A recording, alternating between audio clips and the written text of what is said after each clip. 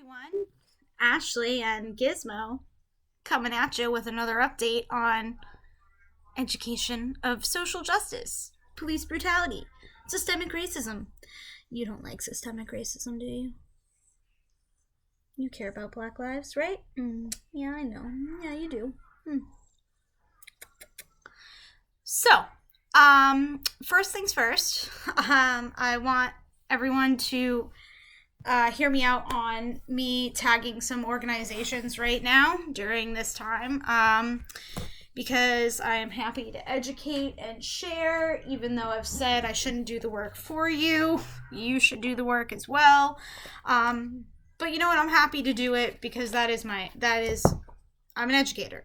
But speaking of education right now, there's a lot of cuts going on, and A, I already don't get paid through the summer. B, they're talking about possibly, asking us to forego pay increases or even give up previous wages that we have had raises through. Shutting down ELC, we just fought to have one of our assistant principals not get let go, who is a person of color, by the way. But it's not besides the point, but that's not what I'm making these videos about. My point, regardless, is I am doing work behind the scenes to donate through my own means, but I don't have the money. So if you do, I would love it if you could just throw a few bucks at any of the organizations that I have tagged in any of my previous posts. So, yesterday, we left off with we made it about halfway through the chapter of the policemen and their preliminary criminal procedures. I may stop and have more discussion because I realized I'd like to break this down a little bit more and generate discussion. I noticed there's a good amount of views on there, and some of us are a little silent right now. So let's talk about this. All right. So going back to the history of police authority.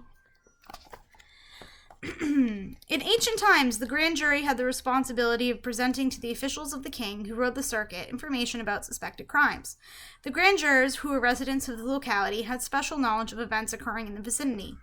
The requirement that there be no trial for serious criminal offenses without an indictment by the grand jury, composed of one's neighbors, came to be regarded as a protection for individual citizens.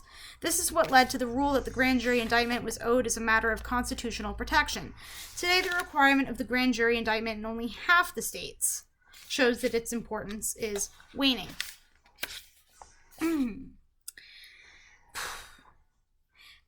A lot of this chapter breaks down your rights, or more what you should do if you're arrested. And let's talk about this for a minute. What if you are innocent? Even if you think you are not guilty, is it a crime? It is a crime to resist an officer who arrests you lawfully. Respect him. Do not talk back or be disorderly. If it turns out that you have been arrested illegally, you can sue the policeman for false arrest. Good luck with that. But remember, if the arrest was a lawful one, the fact that you are innocent does not give you the right to collect damages. The following answers tell you how to get help to answer the charge and protect your rights, whether you are innocent or not. Can the policeman use force to arrest you? If you resist a lawful arrest, the policeman can use all necessary force to arrest you. However, after you have been restrained, he cannot continue to use force. Looking at you, Mr. Officer, who kept your neck on George Floyd's... I can't talk. Who kept your knee on George Floyd's neck for 8 minutes and 46 seconds. He was no longer resisting you. Also, it is suggested that a person in custody not resist a policeman, not to be disorderly or talk back, not to refuse entry for a lawful arrest. This advice is well taken. Okay. Got it. How many times as a teacher or any other profession are you resisted on a daily basis? Are you saying that, oh, kids, don't you dare resist me? It is well advised to not talk back. Like, what? I mean, come on. The police are going to freak you out no matter who you are. And fight or flight kicks in. This is a thing, and how are you going to tell someone to react when they're being arrested? It's a highly emotional thing. Often it's people who are already in a heightened state. There's just a lot to unpack there. So the next chapter is about police work and the citizen. I can share more. I would like to get this discussion going again.